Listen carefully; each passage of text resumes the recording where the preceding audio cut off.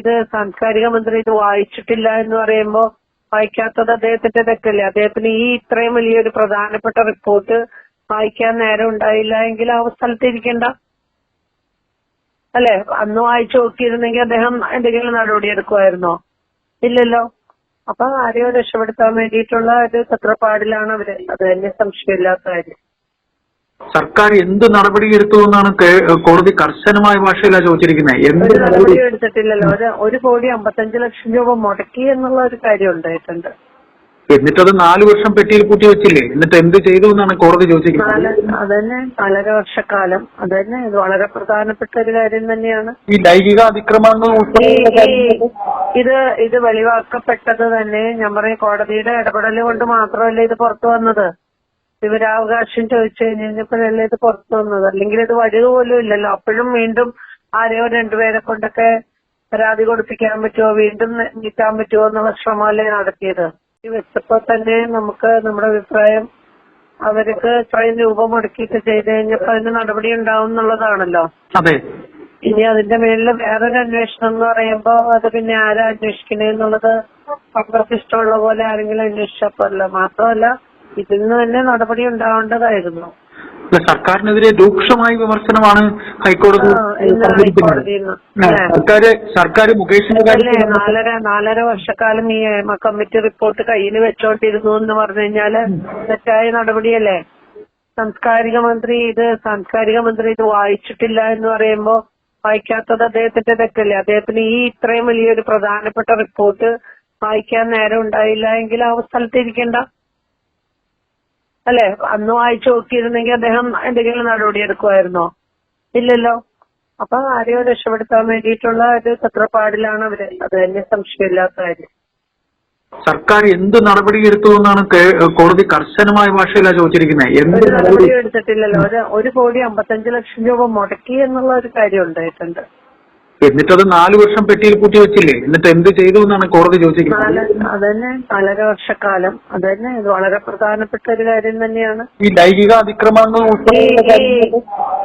ഇത് വെളിവാക്കപ്പെട്ടത് തന്നെ ഞാൻ പറയും കോടതിയുടെ ഇടപെടൽ കൊണ്ട് മാത്രമല്ല ഇത് പുറത്തു വന്നത്.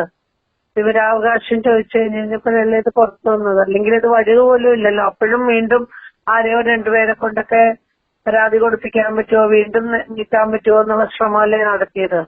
അതൊന്നും നടക്കാത്തത് കൊണ്ടല്ലേ? അല്ലെങ്കിൽ എപ്പോഴും വരില്ലല്ലോ. SIT പരിശോധിക്കണമെന്ന് സ്ത്രീകൾക്ക് പരിരക്ഷ കൊടുക്കും എന്ന് പറയുന്ന കയറിയ ഗവൺമെന്റ് സ്ത്രീകൾക്ക് എന്ത് ഇതാണ് കൊടുത്തിരിക്കുന്നതെന്ന് ആലോചിച്ചാൽ മതി. മാത്രമല്ല കുട്ടികളൊക്കെ ഇത് വിത്ത് എവിഡൻസ് വീഡിയോ ക്ലിപ്പിംഗ്സും അതേപോലെ വാട്സാപ്പ് മെസ്സേജൊക്കെ ഒക്കെ പ്രൂഫായിട്ട് കൊടുത്തിട്ടാണ് ഇത് പറഞ്ഞിരിക്കുന്നത് അല്ലെ? അവരുടെ പേരുകൾ റിവീൽ ചെയ്യപ്പെടില്ല എന്ന് പറഞ്ഞിട്ടാണ് അവർ ചെയ്തിരിക്കുന്നത്. മാഡം ഇത് കൃത്യം 4 കൊല്ലത്തിന് മുമ്പ്, അതായത് ഈ റിപ്പോർട്ട് തയ്യാറാക്കുന്നതിന് മുമ്പെയാണ് മൊഴി കൊടുത്തത്. എല്ലാം കൂടെ നോക്കുമ്പോൾ 10 വർഷം കഴിഞ്ഞിരിക്കുന്നു ഈ റിപ്പോർട്ട് തയ്യാറാക്കാനായി മൊഴി കൊടുത്തിരിക്കുന്നത്. പിന്നെ സ്വകാര്യത പാലിക്കാൻ മാധ്യമങ്ങൾക്ക് ബാധ്യതയുണ്ടെന്ന് പറയുമെങ്കിലും കോടതി മാധ്യമങ്ങളെ വിമർശിച്ചിട്ടില്ല. എന്ത് പറയുന്നു മാഡം അതിനെ കുറിച്ച്? സ്വകാര്യത കാര്യത്തിൽ മാധ്യമങ്ങൾക്ക് ബാധ്യതയുണ്ട് എന്ന് പറയുമ്പോഴും മാധ്യമങ്ങളെ കോടതി വിമർശിച്ചിട്ടില്ല. ഈ പറയുന്ന റിപ്പോർട്ട് SIT പരിശോധിക്കട്ടെ, അവർ പരിശോധിച്ചിട്ട് അവർ പറയട്ടെ എന്നും കോടതി പറയുന്നുണ്ട്. അക്കാര്യത്തിലും ഈ സർക്കാർ എന്ത് ചെയ്തു? ഒന്നും ചെയ്തിട്ടില്ല. അത് തന്നെ ഞാൻ പറയുന്നത് സംരക്ഷിക്കാനുള്ള ഒരു ശ്രമം തന്നെയാണ്. എന്താ മാഡം പറഞ്ഞത്? ആരെയൊക്കെയോ സംരക്ഷിക്കാൻ തന്നെയാണ് ഇങ്ങനെ ഒരു നടപടി ഇപ്പോൾ മുന്നോട്ട് കൊണ്ടുപോയിക്കൊണ്ടിരിക്കുന്നത്. ഇപ്പൊ നമുക്ക് ഞെട്ടിക്കുന്ന വാർത്തകളല്ലേ അവരുടെ തന്നെ ഭരണത്തിലിരിക്കുന്ന MLA തന്നെ പറഞ്ഞിരിക്കുന്നത്. ഞെട്ടിക്കുന്ന വാർത്തകളാണല്ലോ. മുകേഷിനെ സപ്പോർട്ട് ചെയ്യാൻ നോക്കുകയാണ് മാഡം. മുകേഷിനെ സപ്പോർട്ട് ചെയ്യാൻ സർക്കാർ നോക്കുകയാണ്. അപ്പൊ ഞാൻ വ്യക്തികളെ എന്നൊന്നും പറയുന്നില്ല. ഇതിൽ ആരൊക്കെയാണോ ഇതില് കൾപ്രിറ്റ്സ് അവരെല്ലാവരും തന്നെ മുഖം നോക്കാതെ തന്നെ അവർക്കെതിരെ നടപടിയെടുക്കണം. ഈ ഒരു മുകേഷിലോ കാര്യത്തിലോ ഒന്നും ഒതുങ്ങുന്ന കാര്യമല്ല. കുട്ടികൾ ഇത്ര പേര് പറഞ്ഞിരിക്കണു എന്ന് പറയുമ്പോ അവരുടെ റിപ്പോർട്ട്സ് ഒക്കെ എടുത്തു വായിക്കുമ്പോ ആരുടെയൊക്കെ മുന്നിൽ വിരൽ ചൂണ്ടിയിട്ടുണ്ടെന്നുള്ളത് നമുക്കറിയില്ലല്ലോ. അതൊക്കെ റിവീൽ ചെയ്യപ്പെടാത്ത കാര്യങ്ങളല്ലേ. അതെ മാഡം, ഇപ്പോ പിന്നെ KPCC പ്രസിഡന്റ് പറഞ്ഞിരിക്കുന്നു സർക്കാർ പ്രതികളെ സംരക്ഷിച്ച് എന്നാണ്. സുധാകരൻ, ബഹുമാനപ്പെട്ട സംരക്ഷിച്ചിരിക്കുക തന്നെയാണല്ലോ. 4.5 വർഷക്കാലമായിട്ട് ഇത് മൂടി വെച്ചിരിക്കണോ എന്ന് പറയുമ്പോ തന്നെ അത് സംരക്ഷിച്ചിരിക്കുക തന്നെയാണല്ലോ. എന്തായാലും മാഡം ഒരു ചുരുങ്ങിയ സമയത്തിൽ ഞങ്ങളോട് സംസാരിച്ചതിൽ സന്തോഷം. ഞാൻ വിളിച്ചോളാം മാഡത്തിനെ. Thank you madam. ശരി. Thank you madam.